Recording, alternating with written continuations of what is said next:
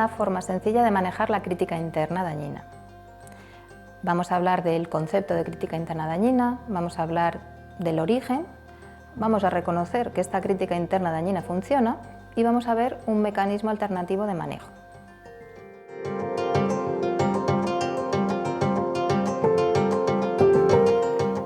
Vamos a entender qué es la crítica interna. La crítica interna es ese pensamiento o esa voz que escuchamos todos retumbar en nuestra cabeza que nos va analizando y opinando sobre lo que vamos haciendo en el día a día, especialmente lo que hacemos mal. Hay que distinguir entre autocrítica sana, que es una voz descriptiva, sin juicio ni acusaciones, que simplemente analiza lo que vamos haciendo y busca cómo solucionarlo. Lo distinguimos de la autocrítica dañina, que es una voz que nos habla despóticamente y acusatoria, que nos invita a sentir la emoción de la vergüenza y la culpa desproporcionadamente y que es fácil que la reconozcáis porque suele hablar de forma categórica, diciendo, por ejemplo, esto es inadmisible, de forma extremista, es que lo haces todo mal, y de forma catastrofista, nos van a expulsar de la residencia por esto. Tened presente que en vuestro periodo formativo de la residencia es fácil que se os active esta voz crítica interna dañina, por este clima de exigencia y de perfeccionismo, sin tener vosotros muy presentes que estáis en un periodo de aprendizaje y que es fácil que cometáis errores.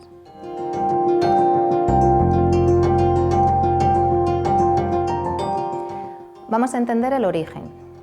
La crítica interna dañina es universal, no os pasa solo a vosotros. Pensad que estamos determinados biológicamente para lo que se llama el sesgo negativo. El sesgo negativo es algo que tenemos desde que estamos en el planeta Tierra, como una lente que lo ve todo negativo y que es fácil que solo escoja los fallos, los defectos, lo que está mal y lo magnifique. Tiene sentido porque tiene una intencionalidad de mejorar, de corregirnos, incluso desde el muy inicio, imaginaros en la prehistoria, de supervivencia, con lo cual nos está ayudando. Además, este sesgo negativo es un poquito injusto, porque como necesitamos formar parte de un grupo, somos seres gregarios, en su momento los animales sería como la manada, para poder sobrevivir, este sesgo es más benevolente con los demás, para que nosotros sea más atractivo pertenecer a ese grupo que no vemos que lo hace tan mal, y más exigente con nosotros mismos para que nosotros como seres humanos seamos mejores y así ser más atractivos para el grupo al que queremos pertenecer. Con lo cual venimos con ello ya de forma congénita. También tenemos que entender que culturalmente se nos alienta a un ideal de perfección y a una exigencia, a una forma correcta de actuar. Y con la vergüenza y la culpa que se genera si no somos ese ideal, es una forma con una intencionalidad correctiva para ser mejores. No solo culturalmente, educacionalmente es fácil que hayáis recibido una forma de ser motivados desde el cuestionamiento de vuestra valía o la comparación. Es fácil que hayáis escuchado muchas veces de pequeños el fíjate Pepito, que lo hace mucho mejor que tú y no se queja. O ¿de verdad vas a presentar esto así? ¡Qué vergüenza! ¿Solo un 6 en el examen? Este tipo de discurso es fácil que nos haya servido y que además lo hayamos incorporado como una forma de hablarnos a nosotros mismos para esforzarnos.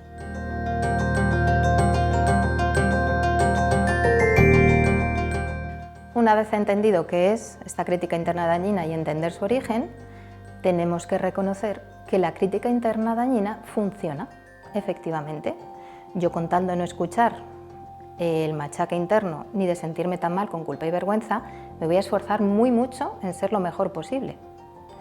Con lo cual, cuando yo os cuento un manejo alternativo, puede que tengáis miedo porque digáis, oye, si yo dejo de escuchar esa voz crítica tan exigente, a lo mejor me relajo mucho, o a lo mejor me convierto en una vaga, o a lo mejor voy a ser una mediocre.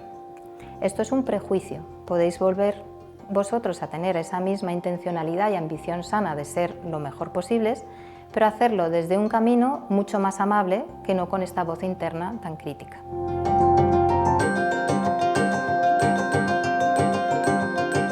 Vamos a conocer entonces una manera alternativa de manejar esa crítica interna dañina en unos pasos.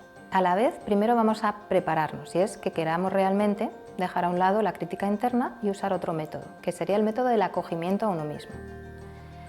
Primero nos damos cuenta de que realmente con la crítica interna dañina lo que estamos haciendo es duplicarnos el trabajo. Tenemos el problema, el error que hemos hecho, más luego toda la energía de atención que se nos va en las rumiaciones internas machaconas y en el malestar emocional que tenemos. Así tenemos dos problemas, el original y el que le añadimos nosotros. Entendiendo esto, cuanto más queráis dejar a un lado la crítica interna y poner la atención en el error en sí, más eficaces vais a ser. Además, es una forma fácil de intentar negociar y que esa voz deje de hablar es desdoblarnos un poco y efectivamente negociar con ella, decir, bueno, yo ya entiendo cuál es el mensaje en intentar que yo no vuelva a errar, en intentar arreglar esto, lo voy a hacer, pero lo voy a hacer de una forma adulta y más amable conmigo. Lo dejamos a un lado y que esa voz se quede tranquila porque nos vamos a encargar de arreglar lo que hemos hecho.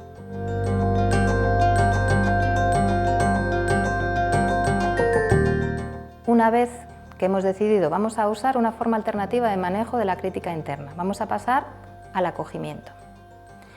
El primer paso es darnos cuenta de que pertenecemos a esa humanidad imperfecta. Es decir, no me distingue nada a mí y cualquiera en mi situación estaría sufriendo lo que yo estoy sufriendo. Pertenezco a ese colectivo imperfecto y estoy en simetría con los demás. Desde ese posicionamiento pasamos al segundo paso, que es, si esto que me está ocurriendo ahora a mí le ocurriera a una persona que yo quiero mucho, un buen amigo, ¿le estaría yo hablando con esa voz crítica tan dañina? ¿Le estaría yo insultando, despreciando y estaría poniendo en duda su valía? ¿O por el contrario, sería empática, le consolaría, le acompañaría e intentaría ayudarle para que pudiera resolver esto? Y obviamente no dudaría de su capacidad, en este caso como médico. Una vez entonces que nos conferimos iguales que el resto, que entendemos que lo que deseamos para los demás lo debemos desear también para nosotros, vamos a aplicárnoslo. Y el tercer paso sería decir, ¿cuál es la mejor manera que tengo yo ahora de tratarme a mí mismo? ¿Cuál es la forma más eficaz para poder yo solventar todo esto? ¿Es encerrarme, meterme debajo de la cama, aislarme y ocultarme por la vergüenza? ¿O es compartir, pedir ayuda, pedir consuelo y aprovechar un poco el crecimiento que nos supone a todos cuando cometemos un error? Pasamos entonces al último paso, que es, una vez que se ha procesado esto y que la energía la tenemos en la resolución, decidir qué quiero hacer y cómo puedo intentar reparar al máximo lo acontecido. Puedo pedir ayuda, puedo compartirlo con otros, incluso si hay poco que se pueda arreglar, por lo menos al compartir y dar permiso a que todos erramos, nos ayuda a todos a crecer y a intentar que no volvamos a repetir ese error, ni yo ni la otra persona que me puede estar escuchando. Vamos a verlo aún más claro con esta tabla comparativa. Ante un error, lo puedo manejar desde la crítica interna destructiva o lo puedo manejar desde el acogimiento a nosotros mismos. Tomad conciencia, desde la crítica interna destructiva tardamos más tiempo en resolverlo. Esto que hemos hablado de que nos duplicamos el trabajo, el error más todo nuestro malestar que nos está invalidando.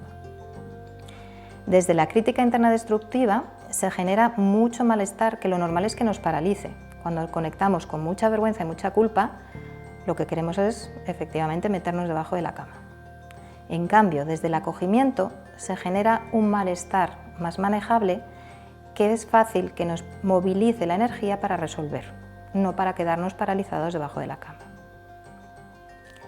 Desde la crítica interna destructiva hay mucho riesgo de que actuemos desde ese malestar, desde esa vergüenza y culpa. Yo puedo tomar decisiones dañinas para mí. Por ejemplo, ante tanta vergüenza voy a dejar la residencia, o voy a pedir una baja, o voy a cambiar de país. Algo que no resuelve y nos hace daño. En cambio, desde el acogimiento a nosotros mismos, actuamos desde nuestra responsabilización adulta, es decir, yo me hago cargo y veo qué puedo hacer para resolverlo, como puede ser una decisión más sana, como pedir ayuda. Desde la crítica interna destructiva, la motivación es no sentir culpa, eso es lo que nos moviliza para intentar resolver lo que sea, culpa o vergüenza. En cambio, la motivación desde el acogimiento a nosotros mismos es por aprecio a mí mismo y a los demás, por un deseo de yo ser mejor y los demás también. Así, desde la crítica interna destructiva es fácil que nuestra autoestima se construya en base a nuestros éxitos. Es decir, si lo hago bien, tendré más autoestima, si lo hago mal, tendré menos. En cambio, la autoestima desde el acogimiento a nosotros mismos no se basa en lo que hago, sino en lo que soy, aceptando un porcentaje de imperfección. Una aclaración. Desde el acogimiento no se evita sentir vergüenza y culpa. Estas dos emociones son espontáneas y tienen una finalidad correctiva sana. Lo único es que no sean tan desproporcionadas que nos invaliden. Vamos a poner un ejemplo. Imaginad que habéis hecho una prescripción de un fármaco a unas dosis más altas de lo que debíais y hay un riesgo de un efecto secundario dañino para el paciente. Tenéis la opción de procesar este error desde la crítica interna dañina, gastando mucha energía y atención en ese rumiar interno de lo mal que lo habéis hecho y esa angustia con la vergüenza de quereros meter o cambiaros de país. Tenéis sino la opción de decir voy a manejarlo desde el acogimiento a mí mismo.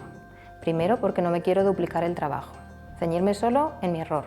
Segundo, negocio con esa voz crítica interna, la dejo un poquito a un lado, digo no se preocupe que yo me voy a dedicar a arreglar esto que he hecho, pero lo voy a hacer de otra manera.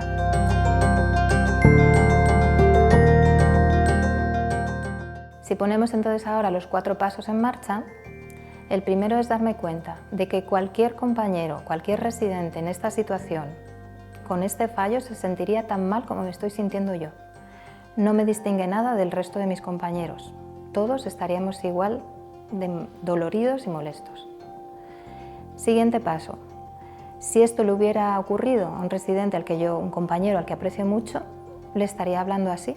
O le hablaría desde la empatía, desde el acogimiento, desde la pena de que te esté pasando todo esto, brindándole mi ayuda y viendo cómo puedo facilitar la resolución de esto. Pues de esa misma manera me empiezo a hablar a mí así, acompañándome y entendiendo que es muy duro estar en esta situación. El tercer paso es ver cuál es la mejor manera que tengo de tratarme ahora a mí mismo. ¿Es tomar decisiones impulsivas como dejar la residencia? ¿O es ver cómo puedo ayudarme a que esto sea menos doloroso? Puede ser, por ejemplo, compartir con compañeros que me den ese apoyo y ese consuelo, y algo pragmático como pedir ayuda, a lo mejor a un residente mayor o a un adjunto, para ver cómo lo resuelvo. El último paso es la ejecución. ¿Qué quieres hacer con este error que has hecho? Quizás merezca la pena hacer el esfuerzo, por ejemplo, llamar al paciente, intentar arreglarlo, que le llegue esta información, corriendo el riesgo de que pueda perder tu confianza o el hecho de que quede reconocido el error. Haciéndonos cargo de nuestro error y resolviéndolo, lo que nos trae es integrar nuestra imperfección y sentir la coherencia y el alivio de haber actuado de una forma respetuosa hacia mí y hacia los demás. Os deseamos feliz práctica de estas 2 herramientas de gestión emocional y de gestión de la crítica interna dañina.